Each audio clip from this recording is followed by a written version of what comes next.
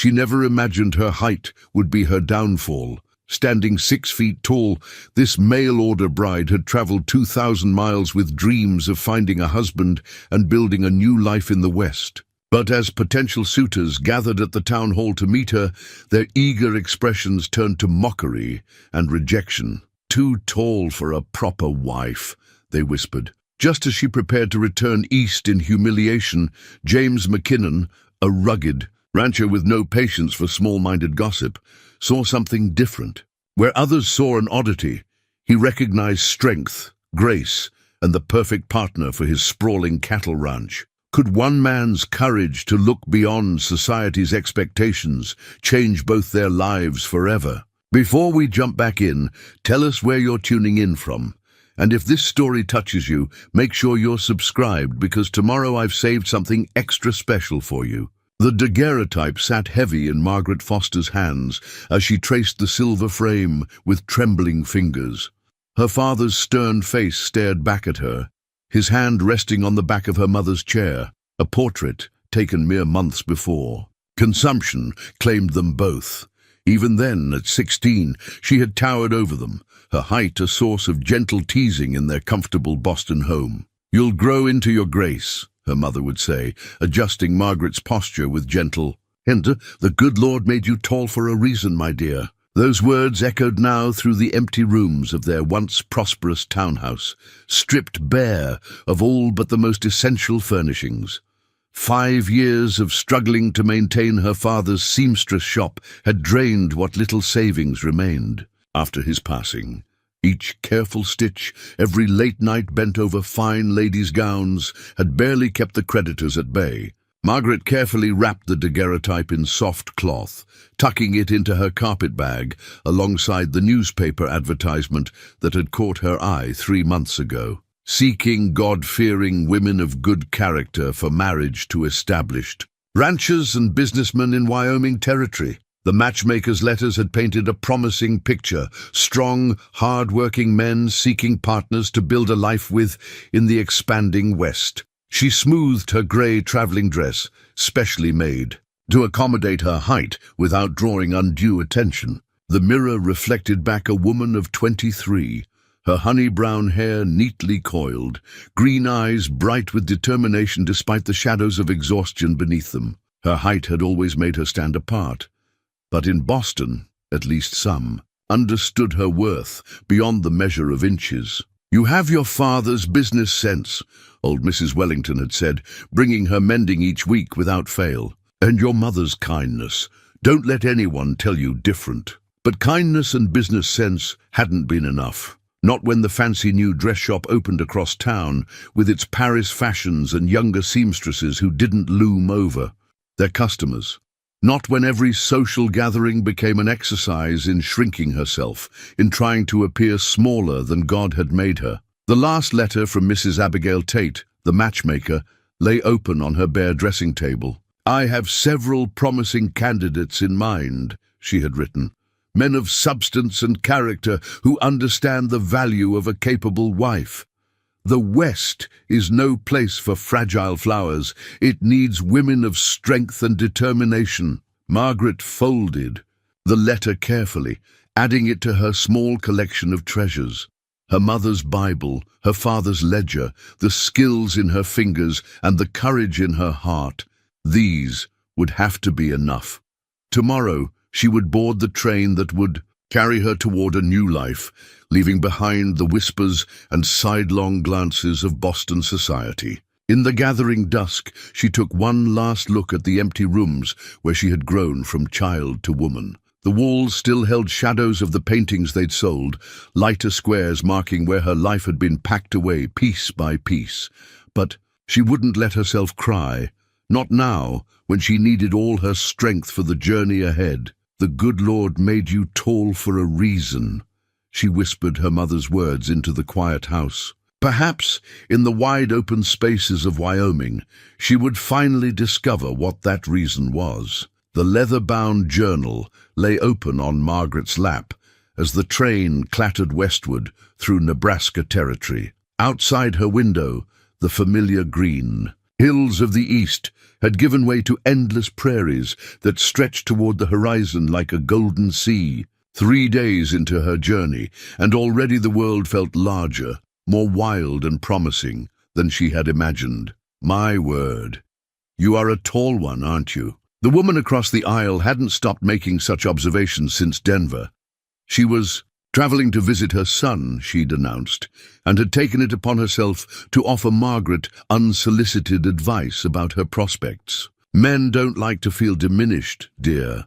Perhaps you should consider a seated profession, a school teacher, perhaps. Margaret simply smiled and returned to her journal, where she had begun recording her observations of this new world. She had endured far worse in Boston's parlors, and at least here the commentary came with a sort of frontier frankness rather than veiled malice. The train whistle pierced the afternoon air, and Margaret watched a herd of buffalo scatter across the prairie. Such magnificent creatures, she thought, powerful and proud.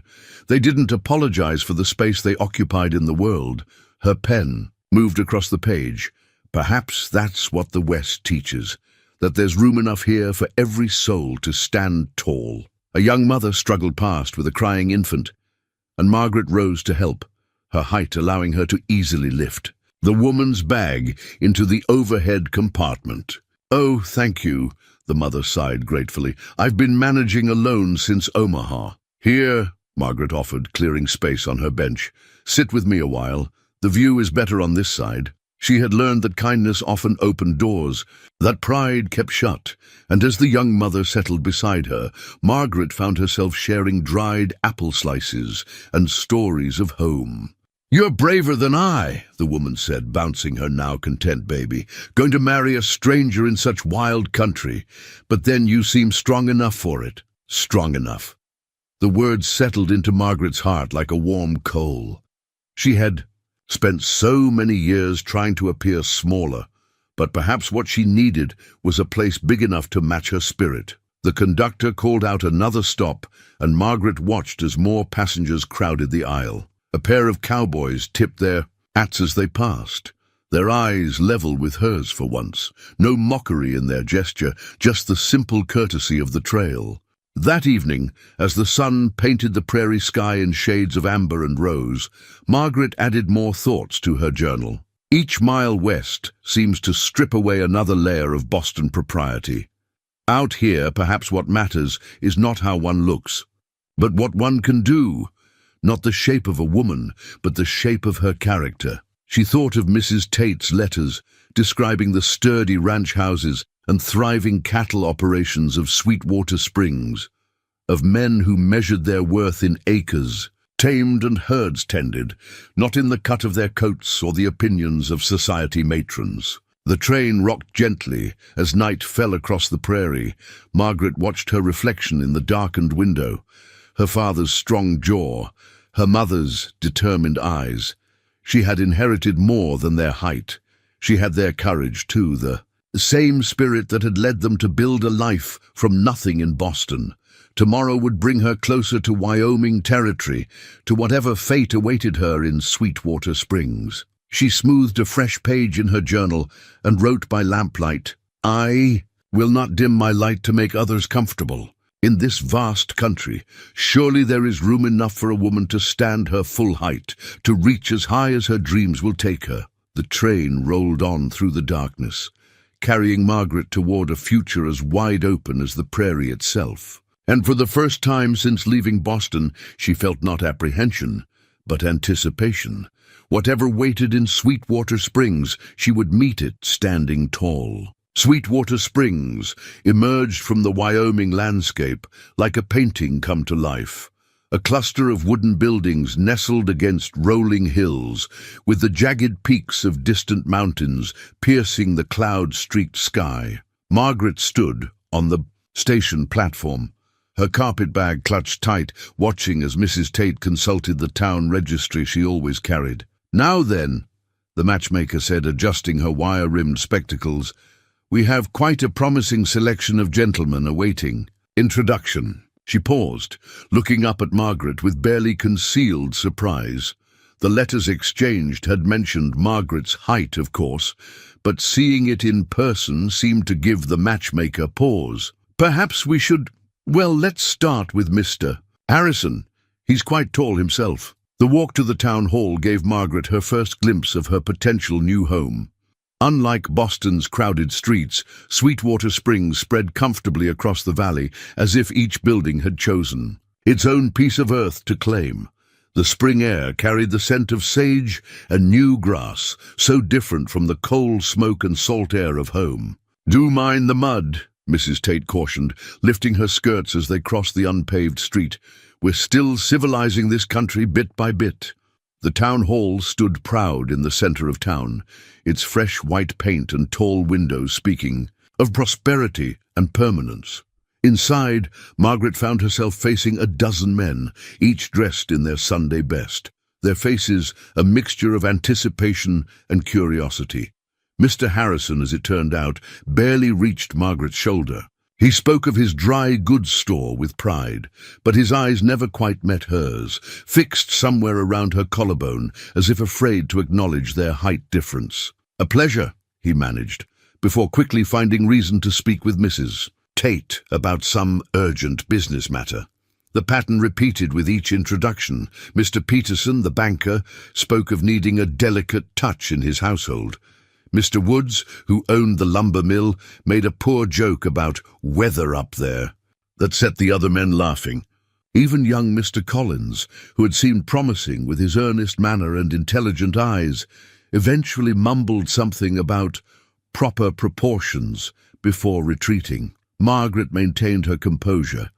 Years of Boston society training serving her well, but each interaction chipped away at the hope she'd nursed during her journey west. She watched as Mrs. Tate's expression grew increasingly flustered, the matchmaker's carefully planned introductions falling apart one by one. "Perhaps we should take a brief recess," Mrs. Tate suggested, her voice carrying a forced brightness. "Allow everyone to refresh themselves." The men quickly dispersed, gathering in small groups to whisper and cast glances in Margaret's direction. She heard fragments of their conversations.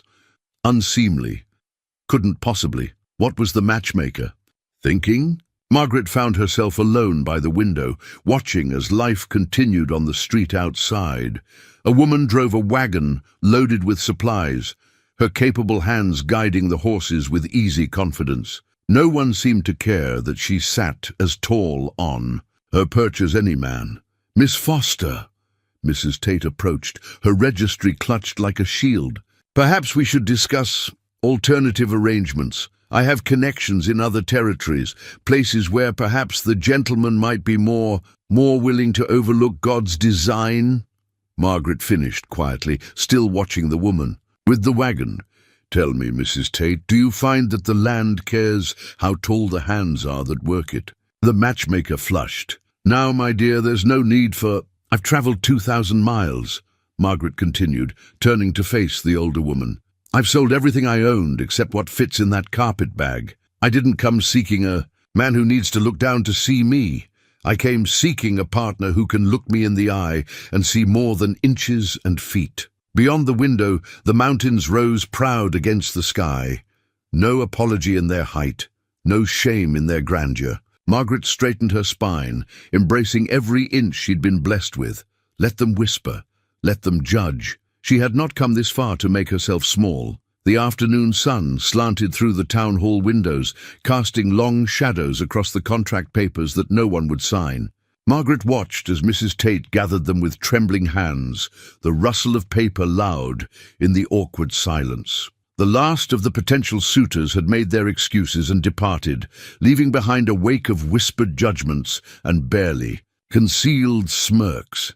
"Well," Mrs. Tate said, her voice brittle as she tucked the papers into her satchel, "these things sometimes, that is to say, perhaps after a few days of consideration." But they both knew there would be no reconsideration. Margaret had seen the way the men's faces changed when they stood before her, discomfort replacing interest, embarrassment drowning out curiosity. Even now, she could hear their conversations drifting through the open windows from the street. Below, Imagine her in church, standing over everyone like that. No decent man wants to look up to his wife.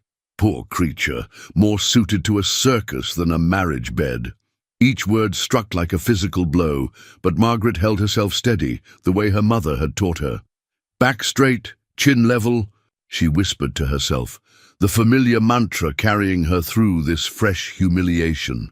Mrs. Tate busied herself with her registry, scratching out names with sharp, angry strokes. I should have been more careful in my selections.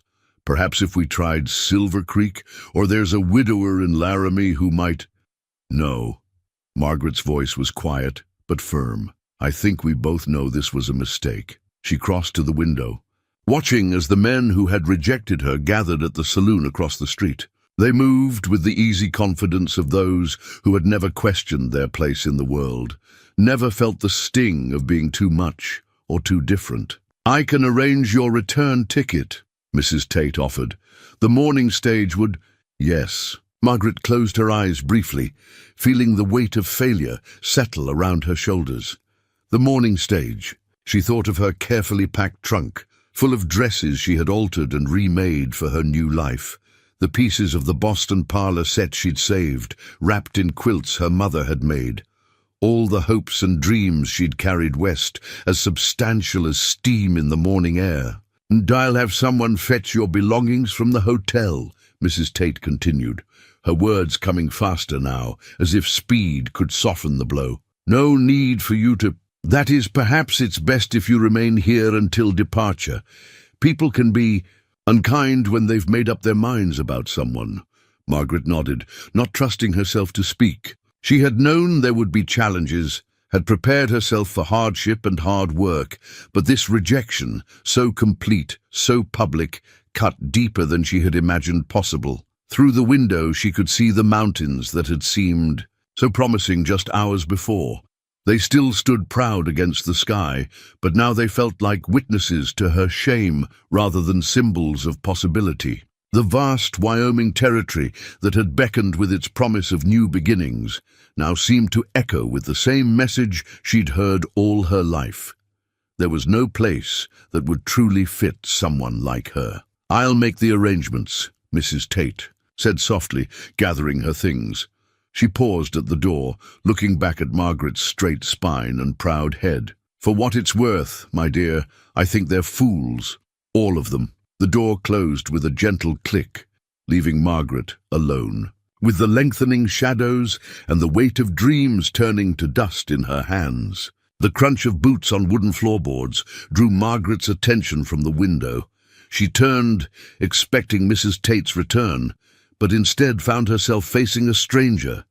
He filled the doorway with his presence, tall, though not quite her height, with shoulders broadened by years of ranch work and eyes the color of summer storms. "James McKinnon," he said simply, removing his hat. His sun-weathered face bore no trace of the mockery she'd grown accustomed to seeing. Instead, he studied her with frank appreciation, as one might admire a well-bred horse or a sturdy oak. "I heard there was a lady looking to make a life out here." Margaret straightened instinctively, preparing for another round of humiliation. "You're too late, Mr. McKinnon. The matchmaking has concluded." "Has it now?" He stepped further into the room, his movements unhurried and deliberate, the deed to his ranch poked out from his vest pocket, worn at the edges but clearly well cared for. "Seems to me the only conclusion worth noting is that Sweetwater Springs is blessed with more fools than I'd realized." His directness startled a small laugh from her. "You're very kind, but kind's got nothing to do with it." He moved closer, and Margaret realized she didn't feel the usual urge to slouch or step back. "I've got 2,000 acres of good grazing land, 100 head of cattle, and a ranch house that needs a woman's touch. What I don't have is patience for small-minded gossip or time to waste pretending to be something I'm not." He reached into his pocket and withdrew the deed, placing it carefully on the table between them. "My mother raised me to recognize quality when I see it. A woman who'd traveled 2,000 miles to build a life, who stands tall despite every fool trying to cut her down. That's the kind of partner this country needs." Margaret's heart thundered in her chest. "Mr. McKinnon, you don't know anything about me." "I know enough." His eyes held hers steadily. "I know you're strong enough to leave everything familiar behind, smart enough to maintain your dignity when others forgot theirs, and brave enough to chase a dream across half a continent." He gestured to the deed. "Everything I own is written right there. It's not a fortune, but it's good land with good prospects. I'm offering a partnership, Miss Foster. Not charity, not desperation, but an honest chance to build something worthwhile. Together." The late afternoon light caught the silver threading through his dark hair, and Margaret saw in him something she'd never expected to find in Wyoming territory. Someone who looked at her and saw not an oddity, but an equal. "A partnership," she repeated softly, testing the weight of the word. "Yes." His smile transformed his weathered face. "Though I should warn you, my mother's been praying for a tall daughter-in-law. Says she's tired of hemming every dress in the territory for me to bring home as gifts." This time Margaret's laugh held no bitterness, only surprise and dawning hope. "You're quite direct, Mr. McKinnon." "James," he corrected. "And out here, directness keeps you alive. So I'll be direct once more.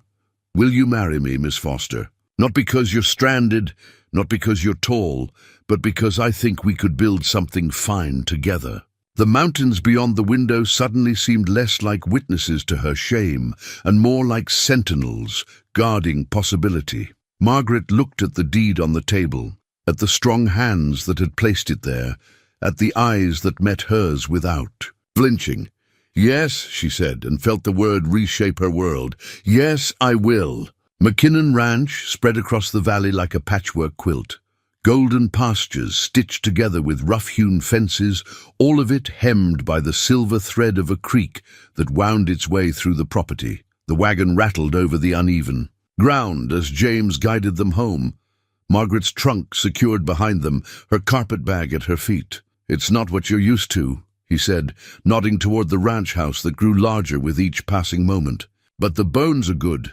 Built it myself 10 years ago." The house sat proudly on a gentle rise, its weathered logs and steep roof speaking of careful craftsmanship. A wraparound porch stretched along 3 sides, and smoke curled from the stone chimney. Margaret noticed how the doorways were cut higher than usual, the windows tall and generous with light. "You built it tall," she observed, trying to keep the wonder from her voice. James's mouth quirked in a half-smile. "Ma's like you. Never. Saw the sense in stooping." As if summoned by his words, a woman appeared on the porch.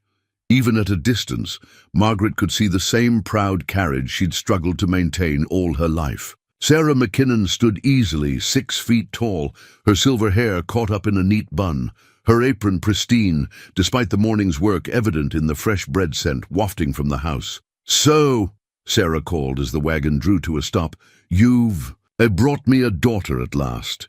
Her eyes, the same storm grey as her son's, assessed Margaret with frank interest. "And a fine tall one at that. Come down, child. Let me look at you proper." Margaret climbed down from the wagon with the grace her mother had drilled into her, refusing to rush, despite her nerves. Sarah McKinnon's scrutiny was different from the town's judgment. This was the evaluation of a woman who had carved her own place in this wild country. "Boston bred, I hear," Sarah said, stepping closer. "But you got strength in those shoulders. Good hands, too, not afraid of work, I'd wager." "No, Ma'am," Margaret replied. "I ran my father's seamstress shop for 5 years after his passing." "Did you now?" Sarah's expression warmed. "And here I've been making do with my own rough stitching all these years. The Lord does provide, doesn't he?" She turned to her son, who was unloading Margaret's trunk. "James McKinnon, you might have mentioned she was a seamstress when you came tearing home about getting married." "Didn't ask," James grunted, lifting the trunk with careful strength. "Didn't matter." Sarah's laugh was rich and deep. "No, I suppose it wouldn't. Not to you." She linked her arm through Margaret's, leading her toward the house. "Come along, dear. I've got coffee brewing and fresh bread cooling. We'll let him manage the heavy lifting while you tell me what possessed you to say yes to my bull-headed son after knowing him all of 10 minutes. Inside, the house revealed itself as a testament to practical comfort. The ceiling beams rose high overhead, the furniture was sturdy and well made, and windows welcomed light from every direction. But it was the kitchen that caught Margaret's breath. A magnificent cast-iron stove gleamed against one wall, while copper pots hung in graduated rows, their surfaces reflecting the morning sun. "James insisted on the best fixtures," Sarah explained, catching Margaret's look. "Said if we were going to cook for ranch hands, we ought to have proper tools." She poured coffee into 3 tall mugs, the rich aroma filling the air. "Though I suspect he had other reasons for wanting everything built to size." Margaret wrapped her hands around the warm mug, feeling something tight in her chest begin to loosen. "He planned for a tall wife." "He planned for the right wife," Sarah corrected, gently. "Though I'll admit I've been praying for someone who could reach the top shelves without a ladder. The Lord does love to surprise us with how he answers prayers, doesn't he?" Through the window, Margaret watched James crossing the yard, his movements sure and purposeful. He paused to right a tilted fence post, and the simple action spoke volumes about the care he took with his land, his home, his responsibilities. "Easy now," James said, adjusting the stirrups on the saddle he'd modified for Margaret's height. "Belle's gentle, but she'll sense if you're nervous." The mare stood patiently in the early morning light, her dappled grey coat gleaming like polished silver. Margaret ran a hand along the horse's neck, remembering how the ladies in Boston rode side-saddle, perched like delicate birds on their mounts. Here, James had insisted she learn to ride astride, practical rather than proper. "She's beautiful," Margaret murmured, noting how the stirrups had been carefully lengthened and reinforced to accommodate her long legs. Like everything else at McKinnon Ranch, the tack was adapted to suit the rider, rather than force the rider to adapt. "Been saving her for someone special," James replied, his weathered hands checking the girth strap one final time. "Most folks wanted to buy her for their daughters, but Belle's got too much spirit to be a child's pony. She needs someone who'll appreciate her strength." Margaret gathered her split riding skirt, another of Sarah's practical contributions to her new life, and placed her foot in the stirrup. The motion felt awkward at first, but her height allowed her to mount smoothly, settling into the saddle, with more grace than she'd expected. "There now," James said with satisfaction. "You two suit each other." He swung up onto his own horse, a sturdy bay stallion, and guided them toward the pasture gate. "We'll start slow, let you get a feel for her movement." The morning air carried the scent of sage and fresh grass as they rode side by side. Margaret felt her body gradually relaxing into the rhythm of Belle's walk, learning the subtle shifts that communicated between horse and rider. Each step brought a new discovery. The way the valley opened before them, how the distant mountains seemed to move with their progress, the gentle sway that felt increasingly natural. "My mother would faint to see me now," Margaret laughed, as Belle picked her way carefully along the creek bank. "She always said a lady should never let her knees show, even in private." James glanced at her split skirt and practical boots with approval. "Hard to work cattle in proper Boston fashion, though I suspect your mother would be proud to see you adapting so well." They rode in comfortable silence for a while, James occasionally offering quiet instruction about posture or rein control. When they reached a broader stretch of pasture, he taught her how to guide Belle into a gentle trot, then a rolling canter that made Margaret's heart soar with unexpected joy. "You're a natural," he called, as she mastered the posting rhythm that Sarah had explained over breakfast. "Most beginners fight the horse's movement. You're learning to flow with it." Later, as they rested the horses in the shade of a cottonwood grove, James spread a simple lunch of bread, cheese, and apples on a blanket. Margaret watched as Belle grazed nearby, the mare's tall frame no longer seeming imposing, but perfectly suited to the vast landscape around them. "I never thought I'd feel this way," Margaret admitted, accepting the canteen James offered. In Boston, everything was about fitting into proper spaces, making oneself smaller to suit others' expectations. But out here, we fit. The space to suit the need, James finished, No sense in building low doors when tall folks need to walk through them. His eyes met hers with quiet understanding. Same goes for hearts and minds, I reckon. The sun had shifted toward afternoon. When they finally turned back toward the ranch house, Margaret felt pleasantly tired, her muscles aching in new ways, but her spirit lighter than it had been in years. She caught glimpses of their shadows stretching across the grass, horse and rider moving as one, tall and proud against the Wyoming sky. "Tomorrow," James said as they approached the barn, "we'll start learning about the cattle. Think you're ready for that?" Margaret looked at him, seeing not judgment or doubt in his expression, but genuine partnership. "Yes," she replied, her confidence growing with each passing hour. "I believe I am." The broken fence line stretched before Margaret like an accusation, posts splintered and wire tangled where the panicked cattle had crashed through. Dawn was just breaking over the mountains, painting the destruction in shades of pink and gold. Two of James's best calves had escaped during the night, driven by the same spring storm that had toppled the ancient cottonwood onto the fence. "Track leads north," Tom, one of the ranch hands, reported. His eyes slid past Margaret as he addressed James directly. "Probably headed for the Box Canyon. We can round them up, boss. No need to trouble the missus with—" "The missus," Margaret interrupted calmly, already checking Belle's saddle straps, "is coming with you." She caught James's slight smile as she mounted, her movements now practiced and sure after weeks in the saddle. The ranch hands exchanged glances, but knew better than to argue when James swung up onto his own horse. "Tom, you and Bill start mending this fence," he ordered. "Margaret and I will fetch those calves." They rode out together, following the distinct tracks of the young cattle through the wet spring grass. Margaret's split riding skirt was practical for the task, another of her modifications to ranch life. She'd spent evenings adapting her Boston dresses, much to Sarah's approval, creating clothing that allowed her to work alongside the men without sacrificing either modesty or mobility. The Box Canyon opened before them, its steep walls rising. Like the pages of an open book, the calves' tracks led straight in, but something about the scene made Margaret rein Belle to a stop. "Wait!" she called to James, who had started to follow the trail. "Look at how the grass is bent there at the canyon mouth." Something else came through after the calves. James dismounted to examine the signs she'd spotted. "Mountain lion," he confirmed grimly. "Fresh tracks, too. No wonder those calves were running scared." Margaret felt her heart quicken but kept her voice steady. "The canyon walls are too steep for the calves to climb, but a lion could easily manage it. They'll be trapped." "We need to move fast," James agreed, remounting. "But careful. A cornered cat's the most dangerous kind." They proceeded into the canyon, moving slowly to avoid spooking either predator or prey.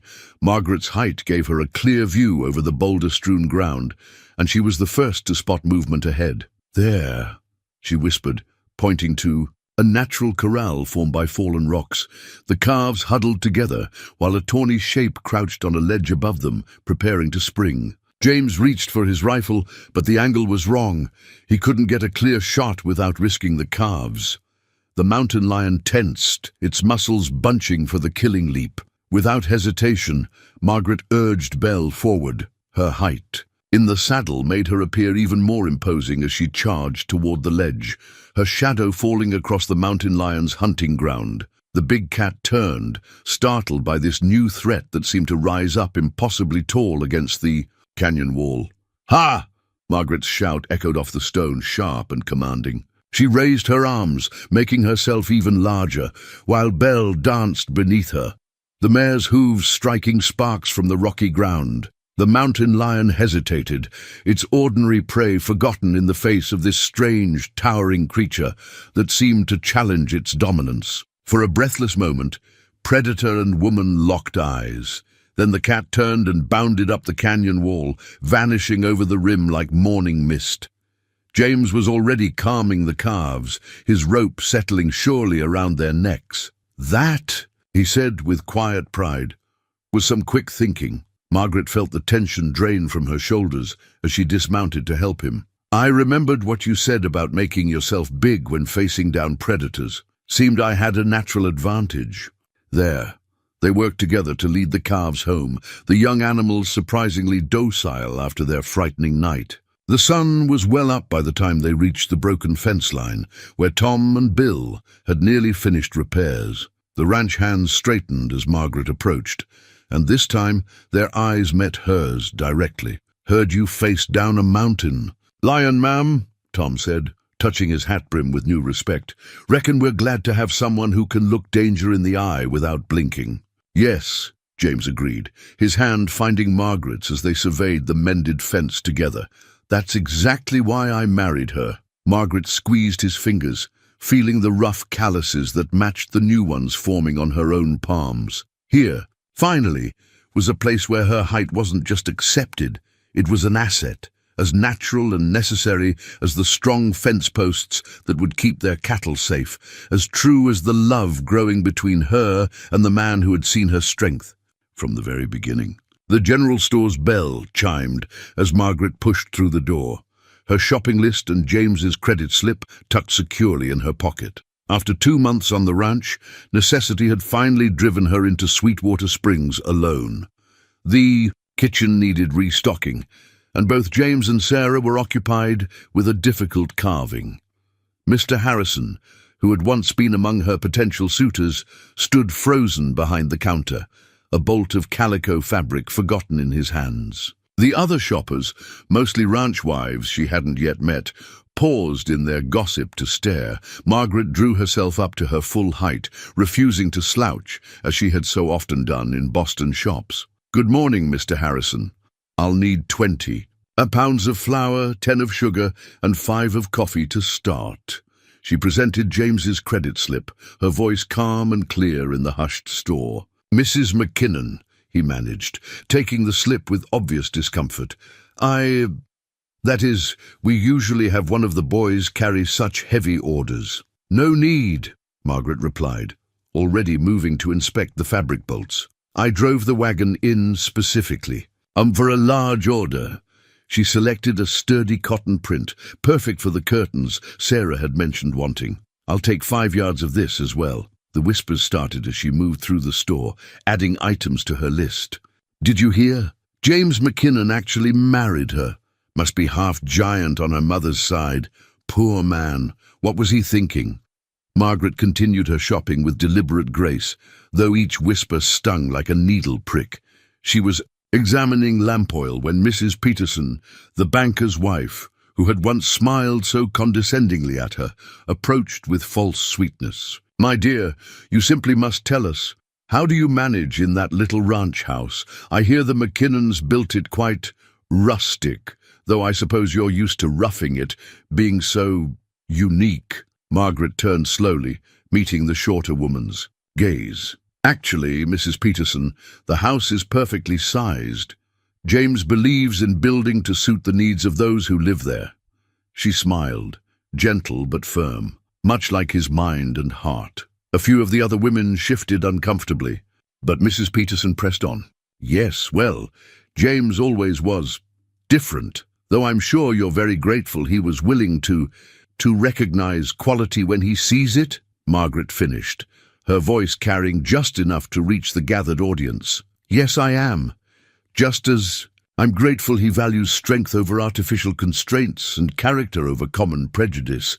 She placed her final items on the counter.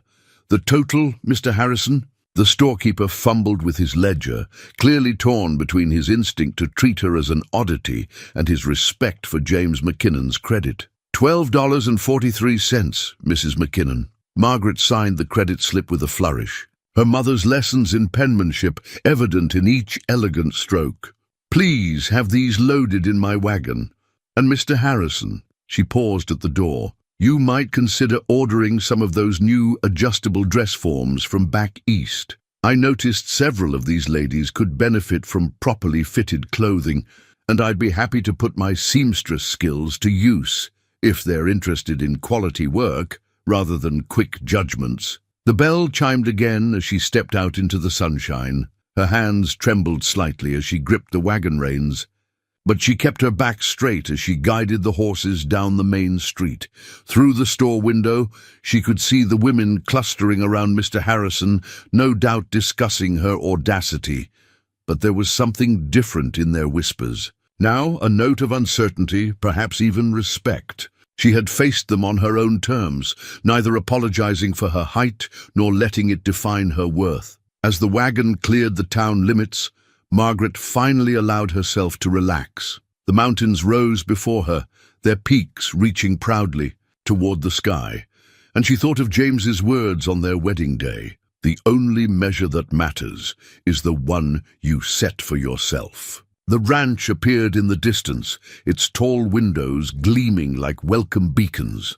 Sarah stood on the porch, waving a dish towel in greeting, while James emerged from the barn, his smile visible even at a distance. Here was home, not just the buildings sized to fit her, but the hearts within them that had never asked her to be anything less than herself. The old recipe book's leather cover was soft with age, its pages spotted with evidence of years of use. A splash of vanilla here, a dusting of flour there. Sarah's hands trembled slightly as she opened it, and Margaret noticed how the older woman's fingers, once so strong and sure, seemed thinner now. "My grandmother brought this from Scotland," Sarah explained, smoothing a yellowed page. Added, "Her own recipes alongside the old ones.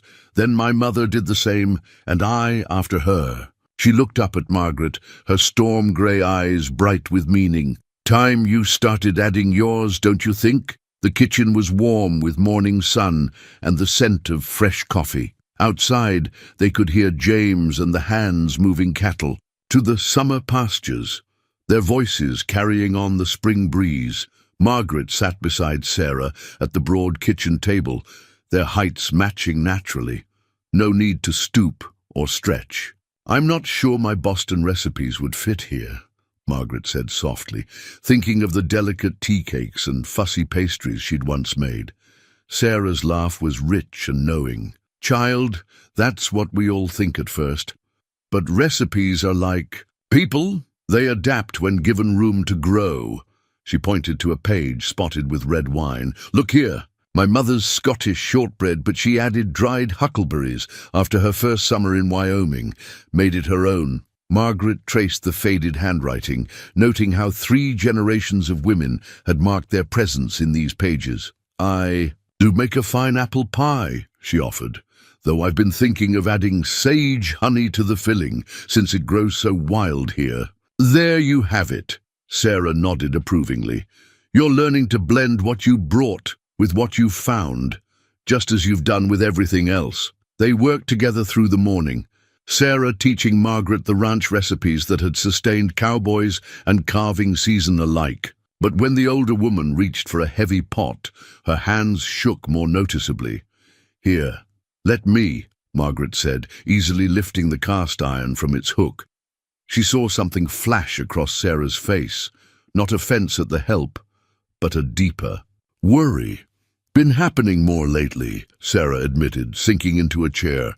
"Dr. Smith says it's just age creeping up, but—" She squared her shoulders, so like James in her quiet strength. "I need to know my son will be cared for, that this ranch will have a woman's touch that reaches as high as its needs." Margaret set the pot down and knelt beside Sarah's chair, taking those work-worn hands in her own. "I used to curse my height," she said quietly. "Thought it made me unfit for a woman's proper place. But you and James showed me that proper places are where we make them." Sarah's fingers tightened around hers. "The first time James wrote about you, he didn't mention how tall you were. Just said he'd found someone who could see eye to eye with him on what mattered." She smiled, the wrinkles around her eyes deepening. "My boy always did have clear vision, even if the rest of the world was too short-sighted to share it." They returned to their cooking, but something had shifted between them.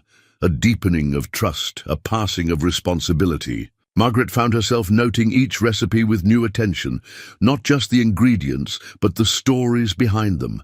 The stew that could stretch to feed unexpected guests, the bread that stayed fresh on long cattle drives, the cookies that had comforted James through childhood ailments.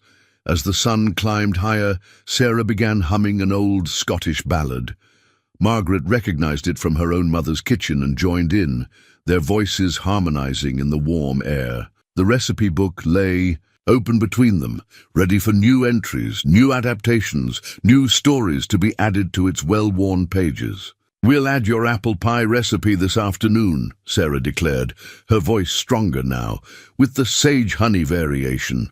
"It's time these pages had your hand in them too." She paused, looking at Margaret with clear affection. "Welcome to the family, truly and fully, daughter." And in that moment, Margaret understood. She hadn't just married James, she'd been adopted into a legacy of strong women who had shaped their world to fit them, rather than the other way around. The recipe book was more than a collection of instructions. It was a testimony to their resilience, their adaptability, their love. The branding iron glowed red in the morning light as Margaret lifted it from the fire. Around her, the ranch hands paused in their work, watching as she approached the calf held steady in the branding pen. Her movements were confident now. No hesitation as she pressed the iron against the young steer's hide, marking it with the McKinnon brand. Her brand now, too. "Clean strike," James commented from where he sat astride his horse, overseeing the spring branding. His voice carried pride that had nothing to do with the task itself and everything to do with the woman performing it. "Couldn't have done better." "Myself." The ranch hands nodded in agreement, their initial skepticism long since replaced by genuine respect. They'd learned that Mrs. McKinnon's height meant she could look them in the eye when giving instructions, that her long reach could secure a calf as well as any man's, that her strength was matched by her keen mind for ranch operations. "Tom," Margaret called, returning the iron to the fire. "Bring the next group through. We'll want to finish before the heat of the day." She checked her ledger, where she'd been recording each branded calf with the precise bookkeeping skills honed in. Her father's shop. 123 so far, best spring count we've had. As Tom moved to comply, Margaret caught James watching her with a particular expression, one she'd come to recognize as his quiet amazement at how naturally she'd taken to ranch life. It was the same look he'd worn when she'd suggested rotating, the grazing patterns to protect the spring grass, or when she'd redesigned the barn's storage to accommodate their expanding herd. "Penny for your thoughts, husband," she said as she approached his horse, shading her eyes against the rising sun. James reached down, his hand finding hers with the ease of growing intimacy. "Just thinking how some folks in town called me foolish for marrying a woman who'd look down on me." His thumb traced the calluses that now matched his own. "Never occurred to them that the view's better when you're standing at the same height." Their moment was interrupted by a commotion from the holding pen. A young bull, more spirited than his fellows, had broken free and was charging toward the open gate. Without hesitation, Margaret grabbed the rope from her saddle horn. She'd taken to keeping Belle saddled during branding for just such emergencies. In one fluid motion, she mounted and spurred after the escaping bull. Her height gave her the leverage to throw the rope with perfect accuracy, catching the animal's horns. Belle, responsive to the slightest cue, helped her turn the bull back toward the pen. "Like watching a dance, ain't it?" she heard old Bill say to the newer hands. "Way she and that horse moved together, like they was made for each other." Back at the pens, James had dismounted to help secure the bull. Together, they guided it into the enclosure, their movements synchronized by months of working as one. When the gate was latched, he turned to her with a grin. "Remember when you worried you wouldn't fit in here?"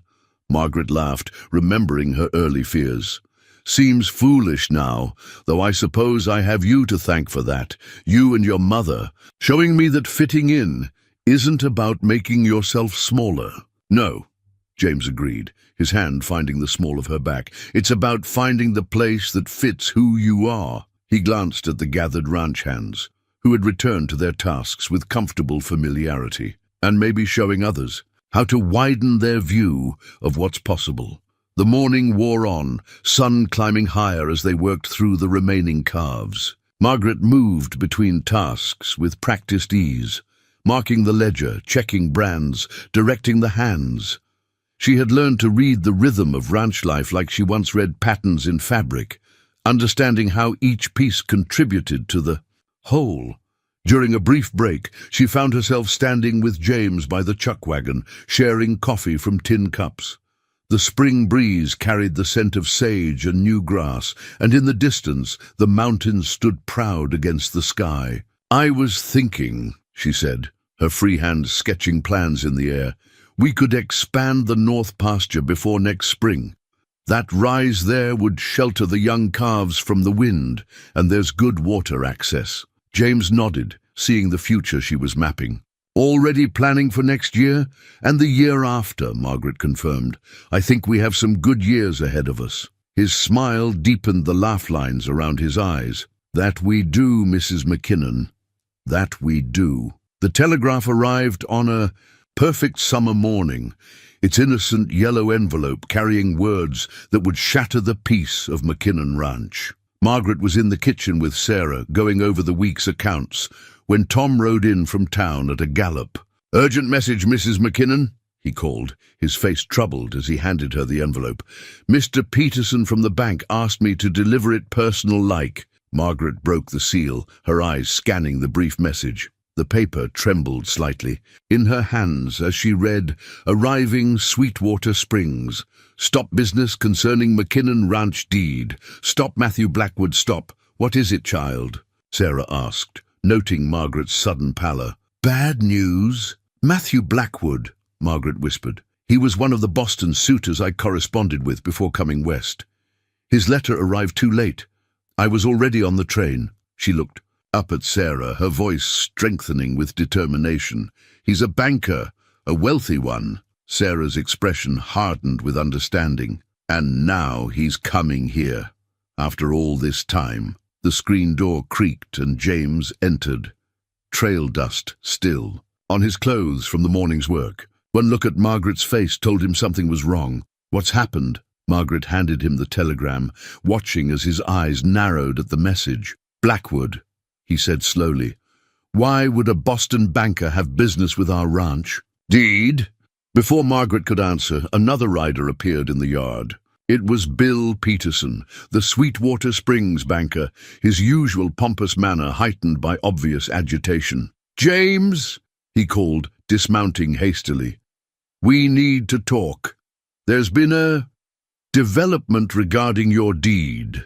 They gathered in the parlor, the room suddenly feeling too small, despite its generous proportions. Peterson mopped his brow with a handkerchief as he explained. "Mr. Blackwood's bank has acquired several outstanding loans in the territory, including," he paused, glancing nervously at James, "including the original note on McKinnon Ranch." "That note was paid off years ago," James said sharply. "When my father died," Peterson shifted uncomfortably. "There seems to be some discrepancy in the records. Mr. Blackwood claims the final payment was never properly recorded, without clear documentation." "This is nonsense," Sarah interrupted, her voice steel-edged. "We have the papers." "Papers can be lost," Peterson replied delicately, "or questioned. Mr. Blackwood's bank is quite influential. They're developing significant interests in Wyoming territory." Margaret felt cold, despite the summer heat. She remembered Matthew Blackwood from Boston society, ambitious, ruthless in business, and used to getting his way. He had been among those who'd written to Mrs. Tate about a mail-order bride, seeking a proper wife to advance his social position. "When does he arrive?" she asked, her mind already racing ahead to the confrontation to come. "Tomorrow's stage," Peterson answered. "He's expressed particular interest in meeting the current Mrs. McKinnon." The emphasis on current was slight, but unmistakable. Margaret stood, her full height making Peterson step back instinctively. "Then we'll be ready to meet him." James rose beside her, his hand finding hers. "This is our land," he said quietly, "built by McKinnon hands, paid for with McKinnon sweat and blood. No city banker can take that from us." But Margaret knew Matthew Blackwood. knew the power of his money and connections, the casual cruelty of his ambition. He had once dismissed her as too tall for polite society. Now he was coming to Wyoming, armed with questionable documents, and the power to destroy the life she and James had built. She squeezed James's hand, drawing strength from his steadiness. They had faced down mountain lions and winter storms together. They would face this threat the same way, standing tall, standing together. Long after Peterson departed, the McKinnons gathered around the kitchen table, their faces illuminated by lamplight, as they spread out years of carefully preserved documents. Sarah's fingers traced the faded ink of receipt after receipt, while James examined the original deed with fierce concentration. "Here," Margaret said suddenly, her seamstress's eye for detail catching something in the leather-bound ledger. "Look at how Father McKinnon recorded his payments. He didn't just note the amounts, he listed the bank's representative who signed for each one." James leaned closer, his shoulder pressing against hers as they studied the precise handwriting. "Phillips, Carter, Phillips again. All men who worked at the Territorial Bank before Peterson took over. And all respected names in the community," Sarah added, her voice strengthening with purpose. "Some of them are still here in Sweetwater Springs. Samuel Phillips retired just last year, lives out by the creek with his daughter's family." Margaret was already reaching for paper and ink. "We'll need statements from each of them, properly witnessed, and we should send Tom to fetch Mr. Phillips tonight. His testimony will carry the most weight." As she wrote, Margaret remembered Matthew. Blackwood's offices in Boston, all polish and pretension. He had built his reputation on acquiring distressed properties, using his network of lawyers to find or create weaknesses in deeds and titles. But he had never faced the kind of community that existed in Sweetwater Springs, where a person's word still carried weight and neighbors stood together against outside threats. "I'll ride for Judge Wilson at first light," James said, studying the territory map on the wall. "He's only half a day's ride, and he's no friend to eastern banks trying to grab up ranch land." Sarah gathered the payment receipts into a neat stack, her movements deliberate. "I'll speak with Martha Peterson. Her husband may be cowed by Boston money, but Martha knows which side her bread's buttered on. Half the ranch wives in the Territory Bank with Bill because of her good sense." A knock at the door interrupted their planning. Tom stood in the doorway, Samuel Phillips beside him. The retired banker's face was lined with age, but his eyes were sharp as he took in the papers spread across the table. "Heard we've got trouble," he said without preamble. "Eastern banker thinking he can muscle in on McKinnon land?" He settled into the chair Margaret offered, accepting a cup of coffee from Sarah. "Well, my memory's just fine. And I remember every payment John McKinnon made, signed for most of them myself." Margaret watched as the old banker began going through the ledger, noting dates and amounts with professional precision. Here was the difference between Blackwood's world and the one she'd found in Wyoming. There, power came from papers and lawyers. Here, it grew from the soil itself, nourished by generations of trust and hard work. "We'll need to be ready when he arrives tomorrow," she said, meeting James's eyes across the table. "He'll expect to find a desperate rancher and a lonely mail-order bride. Instead, James finished with a smile that held all the quiet strength of the mountains themselves, he'll find the McKinnons. All of us." Later, as they prepared for bed, Margaret stood at their bedroom window, looking out over the ranch that had become so much more than a refuge. The moon cast long shadows across the pastures where their cattle grazed, the barn they'd improved together, the gardens she'd planted with Sarah. "We won't let him take it," James said softly, coming to stand beside her. "This land knows who it belongs to." Margaret leaned into his strength, both of them tall and proud against the star-filled sky. "Yes," she agreed, "and tomorrow Matthew Blackwood will learn that too." The ranch account book sat open before Margaret in the early morning light, each page telling its own story of the McKinnons' success. She'd spent hours transcribing the year's figures into clear columns, cattle counts, grazing improvements, profit margins that showed steady growth. Every number was a weapon in the coming battle, every calculation a shield against Blackwood's threats. "The stage will arrive at noon," James said, coming in from his dawn inspection of the herds. His voice was steady, but Margaret caught the tension in his shoulders as he poured coffee. "Judge Wilson's riding in from the south, should be here any minute." Sarah worked at the stove, her movements slower these days but no less determined. Martha Peterson sent word she's convinced half the town council to attend the meeting. Says they're none too pleased about Eastern Banks trying to steal Wyoming land. The coffee pot rattled slightly as James set it down. "It's not just the land he's after." Margaret met his eyes, knowing he'd seen through to the heart of it. Matthew Blackwood had been furious when she'd chosen to travel west instead of waiting for his suit. Men like him didn't accept defeat gracefully, especially from women who dared to stand at their full height. "No," she agreed quietly. "It's not just the land."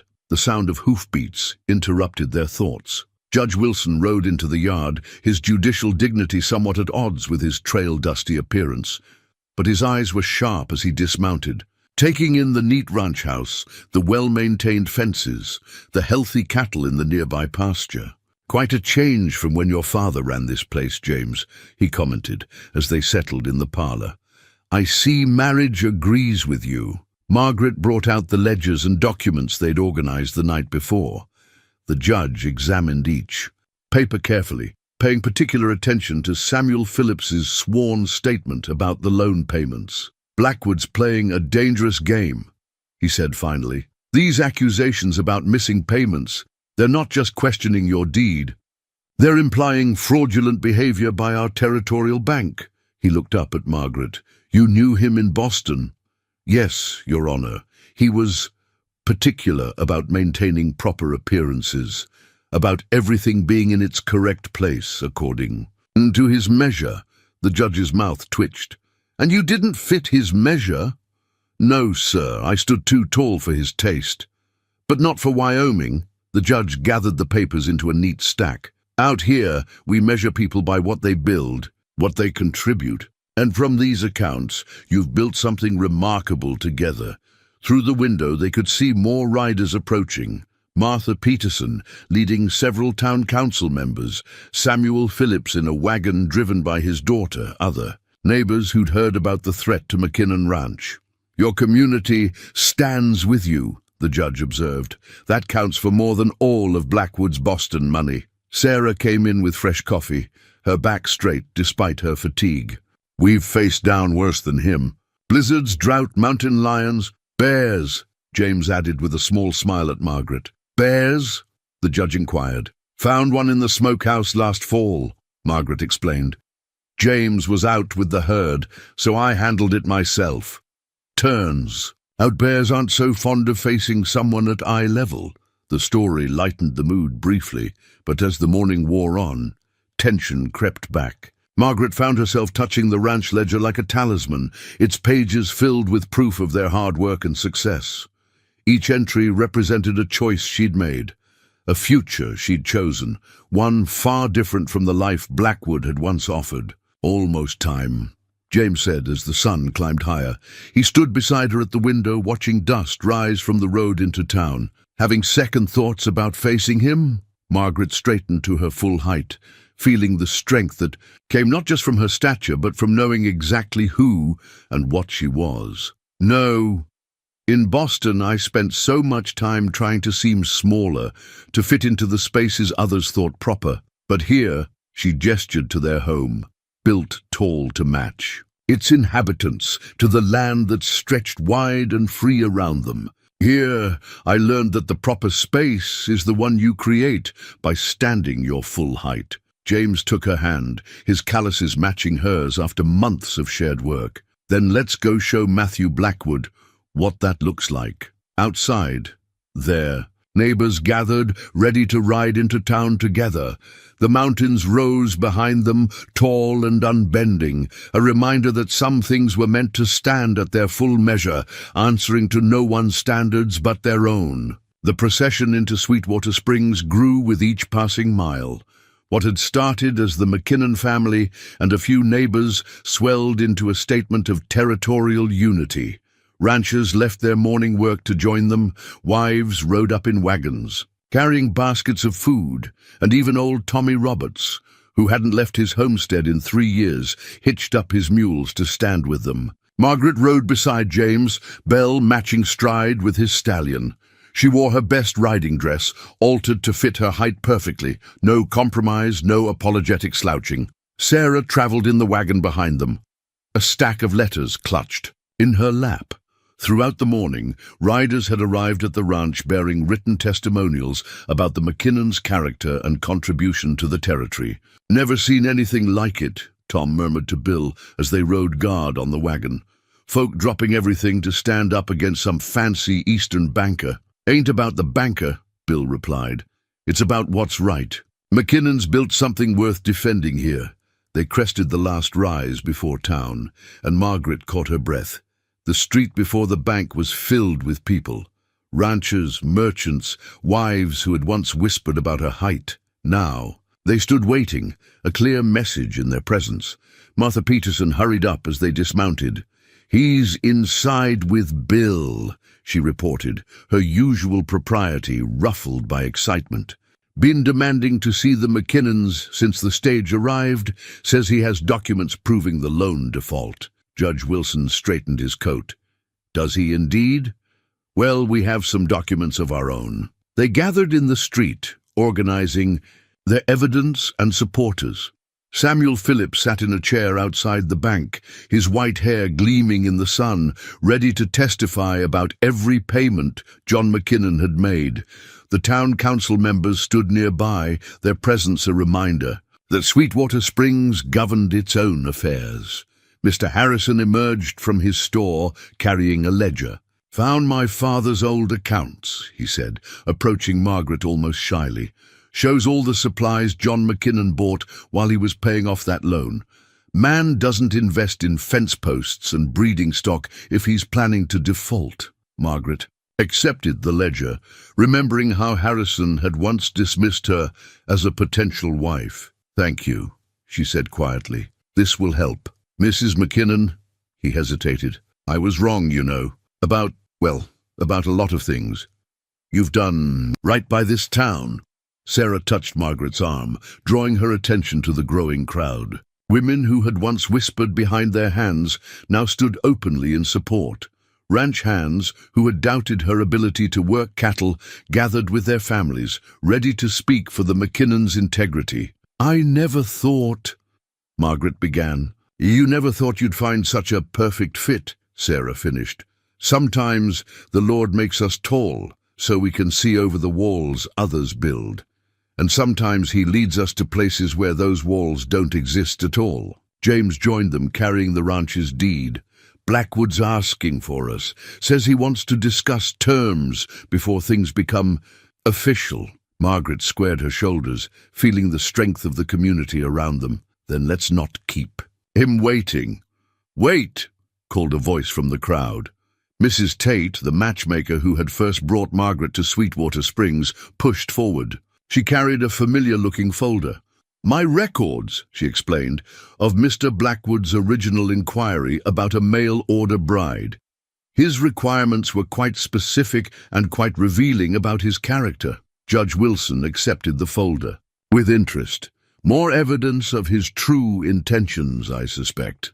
They gathered their documents, the ranch ledgers showing their success, the testimonials proving their worth, the records revealing Blackwood's past, like arrows in a quiver. But their greatest weapon was the living proof around them.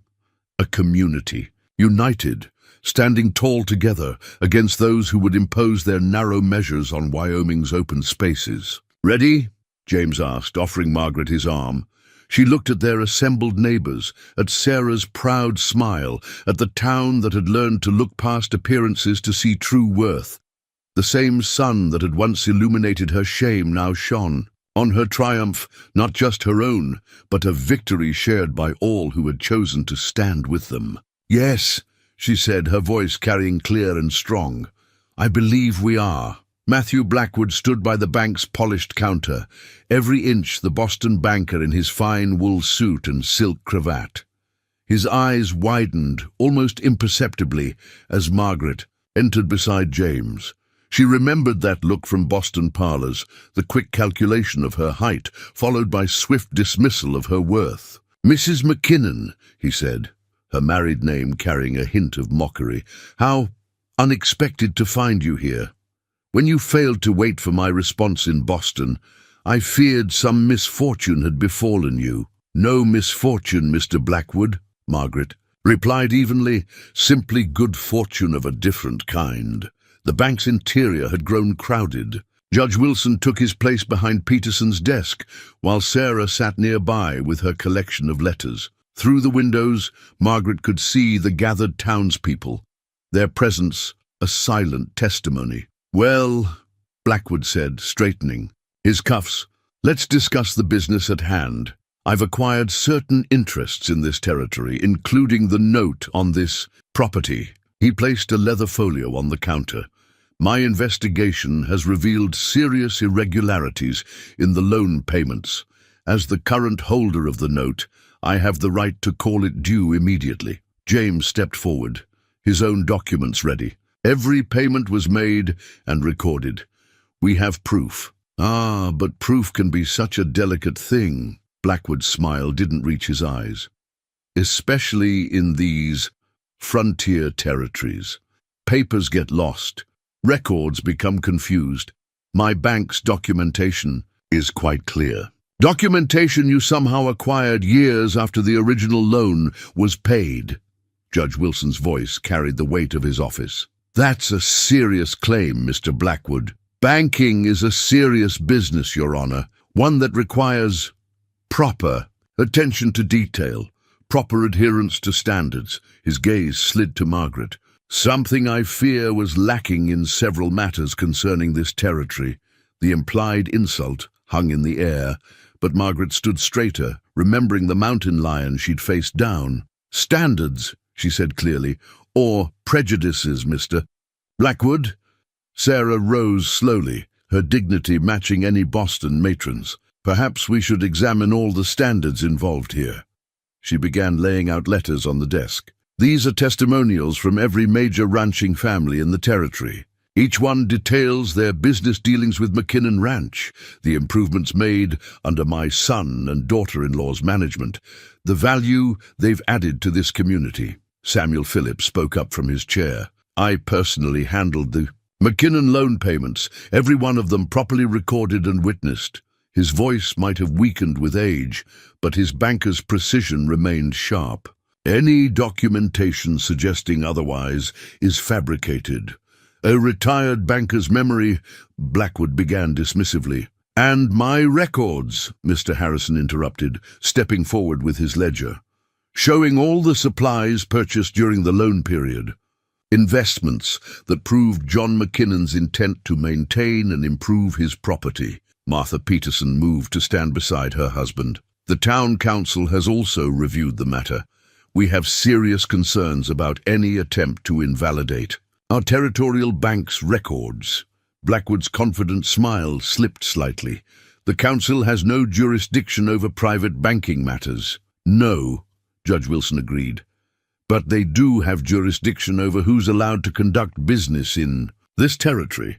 Attempting to seize property through fraudulent claims could be considered a serious offense. And then," Mrs. Tate added, opening her folder with flourish, "there's the matter of your other business in this territory." She met Blackwood's gaze steadily. "Your inquiry about a mail-order bride was quite specific. You wanted someone, and, I quote, properly proportioned to reflect the dignity of a banking family. When you learned of Miss Foster's height, you wrote that such a match would be unsuitable for a man of your position." Margaret watched understanding ripple through the crowd. This wasn't just about a ranch deed. It was about a man who thought he could dictate the proper measure of everything, from loan payments to human worth. "You arrived too late," Margaret said into the silence. "Not just for my hand in marriage, but for everything else as well. This isn't Boston, Mr. Blackwood. We measure things differently here." "Indeed we do," James added, his voice carrying the strength of the land itself. We measure by what people build, what they contribute, how they help their neighbors grow." The gathering crowd murmured agreement. Through the windows, Margaret could see more townspeople arriving, drawn by word of the confrontation. Even the men who had once rejected her stood watching, their earlier prejudices forgotten in the face of this outside threat. Blackwood looked around, his carefully constructed scheme crumbling in the face of community solidarity. "This is highly irregular. My bank's reputation—" "Your reputation, Mr. Blackwood," Judge Wilson interrupted, "is precisely what's at stake. I have here sworn statements from multiple witnesses about the original loan payments. I have evidence of your attempt to manipulate property records. And I have a very interesting telegram from the Banking Commission in Boston responding to our inquiry about your authority to acquire territorial loans." The banker's face paled slightly. "I was merely trying to bring proper Eastern banking standards. You were trying to steal what others have built," Sarah cut in, her voice sharp with maternal protection. "Both their land and their happiness. I suggest," Judge Wilson said firmly, "that you withdraw your claim immediately, unless you'd prefer we pursue a full investigation into your banking practices." Blackwood's facade finally cracked. He looked again at the document spread before him, at the crowd of witnesses, at Margaret standing tall and proud beside her husband. In Boston, he had wielded power through papers and pronouncements. But here, power grew from the soil itself, from bonds between neighbors, from communities that stood together. He straightened his cravat nervously. "I appear to have been misled about certain aspects of this situation. Perhaps a withdrawal of the claim would be expedient, a wise choice." Judge Wilson nodded. "Mr. Peterson will draw up the necessary papers. I trust you'll find them quite thorough." As Peterson began preparing the documents, Margaret felt James's hand find hers.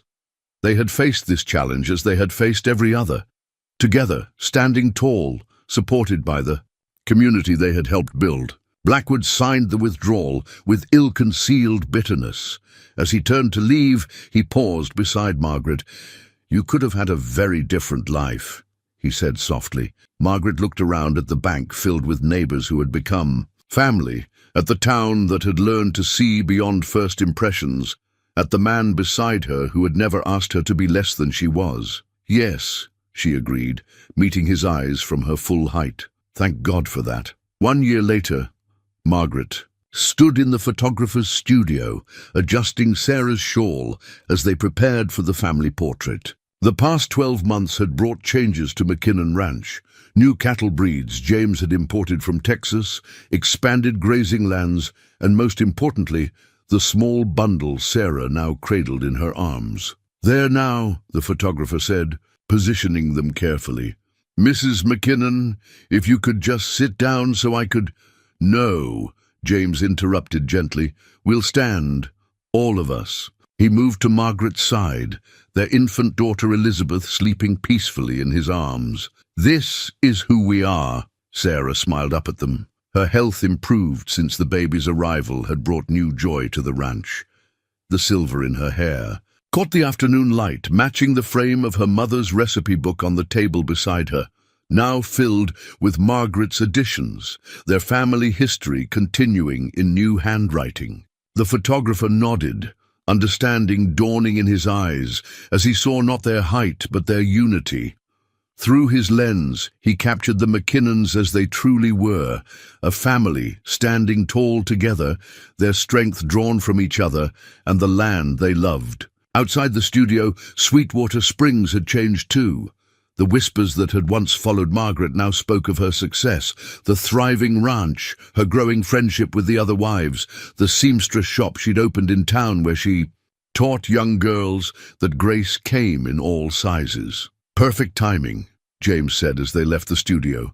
"We should make the gathering at the town hall." They walked together down the main street, where merchants nodded in greeting and children waved.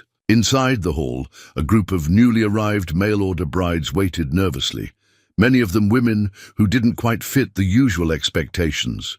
Too tall, too educated, too independent. Margaret had begun writing to them after Blackwood's defeat, sharing her story through Mrs. Tate's network. "Come to Wyoming," she'd written. "Come where you can stand your full height." Sarah settled into a chair, baby Elizabeth now awake and reaching for her grandmother with tiny hands. James stood beside them as Margaret addressed the gathered women, her voice carrying the wisdom of experience. "Welcome to Sweetwater Springs," she said, meeting each anxious gaze. "You'll find we measure things differently here. We measure by the strength of your character, the size of your heart, and the height of your dreams." She felt James's hand slip into hers, saw Sarah's proud smile, and knew that every step of her journey, even the painful ones, had led her exactly where she belonged. Here, beneath Wyoming's vast sky, she had found not just acceptance, but celebration of who she was. The mountains rose beyond the town hall windows, their peaks reaching proudly toward heaven, reminding everyone who saw them that some things were meant to stand tall.